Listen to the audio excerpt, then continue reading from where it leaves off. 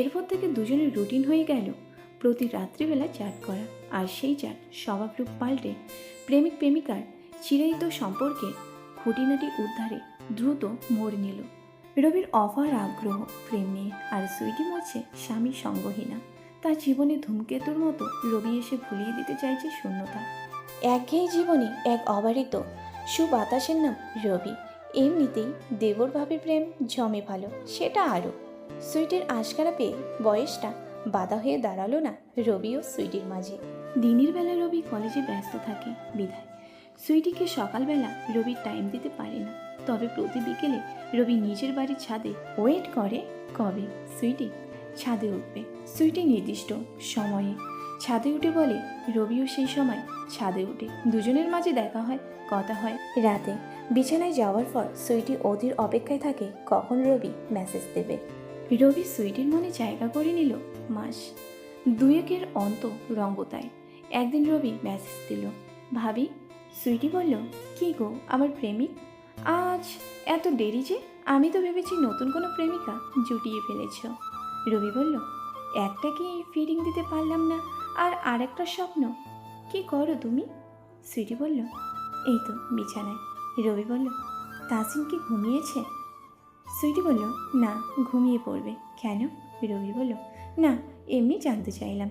সুইটি বলল, ও, আমি আরও ভাবলাম কি না কি। রবি বলল, কি ভেবেছো শুনি? সুইটি বলল, কত কিছু তো ভাবি, এত শুনে কাজ নেই। রবি বলল, তুমিও দেখি আমার মতো। সুইটি বলল, কী রকম? রবি বলল, আমিও কত কিছু ভাবি তোমাকে নিয়ে। সুইটি বলল, বাবা, তা কি ভাবো বলো তো? রবি বলল, সেটা বলতে হলে কাছাকাছি আসতে হবে। সুইটি বলল, কাছাকাছি? কতটা কাছাকাছি? রবি বলল, এই ধরো তোমার বিছানা। সুইটি বলল, ইসরে। রবি আবার বলল, সেটা পরীক্ষা করে দেখে না। সুইটি বলল, দেখে তো মনে হয় কাঠ মিস্ত্রি। রবি বলল, উপরটা দেখি বুঝে গেলে সব। সুইটি বলল, ধারণা তো করতে পারি। রবি বলল, চাইলে দেখিয়ে দিতে দেব, তোমার পছন্দ হবে। সুইটি বলল, সামলে রাখো, বউয়ের কাজে লাগবে। রবি বলল, বউয়ের কাজেই তো লাগাতে চাইছি, শুধু শুধু রোজ নষ্ট হচ্ছে। সুইটি বলল, কি নষ্ট হচ্ছে? রবি বলল, তোমার সম্পদ। সুইটি বলল, অসভ্য, আমার সম্পদ হলো কীভাবে? রবি বলল, তুমি গ্রহণ করলেই তো তোমার সম্পদ। সুইটি বলল, তুমি আজ তো একটা ইঁচড়ে পোকা। রবি বলল, না, এখনও পাকিনি, তবে পাকবো। সুইটি বলল, দাঁড়াও, পাকাচ্ছি তোমাকে। রবি বলল, কবে? সুইটি বলল, তোমার ভাই ফোন দিলে সব বলবো তাকে, তখন এমনিতেই পেকে যাবে। রবি বলল, হ্যাঁ বলিও, সাকিব ভাইও বুঝবে তোমার শূন্যতা পূরণের চেষ্টা করছি। সুইটি বলল, কিসের শূন্যতা? রবি বলল, বাহিরে। সুইটি বলল, সেটা কী রকম? রবি বলল, উপরেরটা আদর ভালোবাসা দিয়ে, আর নিচেরটার জন্য আলাদা যন্ত্র আছে। সুইটি বলল, তোমার ভাই যদি জানতে পারে যে অস্ত্র দিয়ে তার বউকে ঘায়েল করার চেষ্টা করছে, তাহলে সেটা কেটে ফেলবে। রবি বলল, কাটলে কাটুক, শুধু তুমি সেটা যত্ন করে রেখে দিও জায়গা মতো। সুইটি বলল, রাখার মতো জিনিস হলে, আর ফেলে দেবার মতো না হলে ভেবে দেখব। রবি বলল, আর সাকিব ভাই কি ওখানে বসে খারাপ আছে নাকি? সুইটি বলল, মানে? রবি বলল, ভাবি, তুমিও না কিছু বোঝো না, সব কি ভেঙে বলতে হবে? সুইটি বলল, আরে কি বলছো, তার আগামাতা কিছুই তো বুঝি না।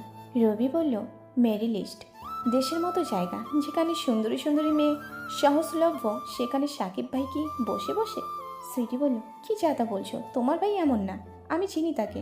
রবি বলল, ভাবি জানি সাকিব ভাই এমন না, কিন্তু রক্তের সাথে বাকি রক্ত যারা থাকতে পারবে বলো?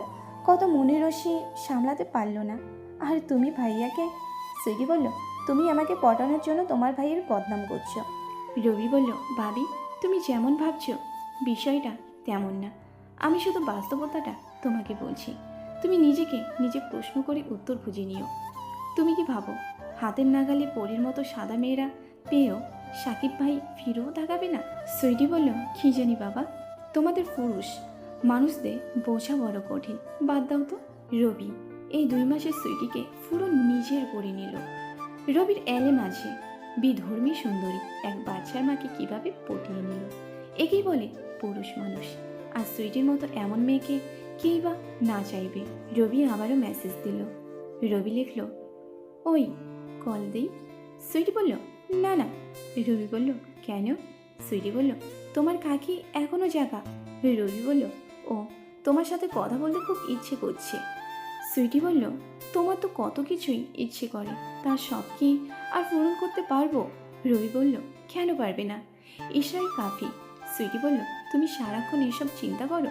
রবি বলল, কি করব, তুমি তো আমার চিন্তা চেতনায় সবসময় বিরাজ করো, তোমাকে ছাড়া আর কাউকে ভাবি না। সুইটি বলল, লাল টুকটুকে একটা বউ পেলে সব ভুলে যাবে। রবি বলল, তুমি আমার লাল টুকটুকে বউ, উপরে সাদা ভেতরে লাল। সুইটি বলল, তুমি দিন দিন ভীষণ পাজি হয়ে যাচ্ছ। রবি বলল, যা সত্যি তাই বললাম। সুইটি বলল, তুমি জানো লাল না ছাল? রবি বলল, এই আমি কিন্তু ছাল লাইক করি না। সুইটি বলল, তো আমি কি করব? রবি বলল, তুমি ছালগুলো পরিষ্কার করে রাখবে। সুইটি বলল, নাক টিপলে দুধ বেরোবে, উনি আসে আমার ছালের খবর নিতে। রবি বলল, হ্যাঁ টিপছি এখন, তবে নাক থেকে বেরোচ্ছে না। সুইটি বলল, খুব ভালো কথা, খাও। রবি বলল, আমি খাবো কেন? হ্যাঁ খাবো তো। সুইটি বলল, হ্যাঁ আমি তোমার জন্য খাবার নিয়ে তো হাঁ করে বসে আছি। রবি বলল, আছে, এসে দেই। সুইটি বলল, এত শখ? রবি বলল, সেটা তুমি ভালো জানো। সুইটি বলল, সামলাতে পারবে? রবি বলল, সুযোগটা দিয়ে দেখো না। সুইটি লিখল, ফু দিলে বাতাসের আগে উড়ে যাবে, এমন সন্দেহ হয়। রবি বলল, তোমার সব সন্দেহ দূর হয়ে যাবে শিগগিরই। সুইটি বলল, তাই? রবি বলল, হ্যাঁ। সুইটি বলল, তা শুনি কীভাবে? রবি বলল, যখন দেবো তখন বুঝবে। সুইটি বলল, তুমি একটা অসভ্য জানোয়ার। রবি বলল, সেটা তুমি বানিয়েছ। সুইটি বলল, হয়েছে হয়েছে, এখন ঘুমাও। রবি বলল, ঘুম আসলে ঘুমিয়ে যাব, তোমাকে বলতে হবে না। সুইটি বলল, তাহলে গাড়ি চালাতে থাকো। রবি বলল, কি করব, এখন আপাতত গাড়িটাই ভরসা। সুইটি বলল, এই বয়সেই আগে নিজেকে শক্ত করো। রবি লিখল, শক্ত আছে। সুইটি বলল, রোজ নষ্ট না করে জমাও, কাজে লাগবে। রবি বলল, তুমি যদি আশা দাও তাহলে আজ থেকে আর নষ্ট করব না, জমাবো তোমার জন্য। সুইটি বলল, তুমি আমাকে এত পাগল বানাও কেন? খুব লোভ হয়। রবি বলল, আমি তোমার জন্য পাগল, তাই কাল বিকেলে ছাদ দিয়ে তোমাদের রুমে আসবো। সুইটি বলল, এই না না। রবি বলল, কেন না? সুইটি লিখল, কেউ দেখলে কি হবে ভেবেছ? রবি লিখল, দূর, কেউ দেখবে না, তুমি শুধু ছাদের দরজা খোলা রেখো, আর কাকি তাসিনকে নিয়ে নিচে একটা মিস কল দিও, আমি চলে আসবো। আর কাকি তো সিঁড়ি বেয়ে উপরে উঠতে পারে না, তুমি ফালতু চিন্তা করো না তো, আমি ঠিক সামলে নেব।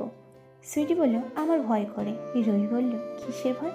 সুইটি বলল, তোমার কাকি জানলে সর্বনাশ হয়ে যাবে, আমার সংসারের কি হবে ভেবেছ? তোমরা তো পুরুষ মানুষ, তোমাদের তো 7 গুণ মাপ, আমরা মেয়েদের কত কিছু হিসেব করে চলতে হয়, একবার দাগ লাগলে মরা ছাড়া গতি নেই। রবি বলল, দূর ভাবি, তুমি অযথাই ভাবছ। সুইটি বলল, এখন গাড়ি চালা বন্ধ করে রাত হয়েছে, ঘুমাও। কত রাত হয়েছে খেয়াল করেছ? সকালে তাসিনের স্কুল আছে, আমারও ঘুম পাচ্ছে। রবি বলল, ওকে, মনে থাকে জানো কাল দুপুরে। সুইটি বলল, তুমি কি সত্যি সত্যি আসবে? রবি বলল, কেন, তুমি চাও না? সুইটি বলল, ভয় হচ্ছে। রবি বলল, ভয়কে কাবু করাই আমার কাজ, কাল তোমাকে আমার করব। সুইটি বলল, দেখা যাবে।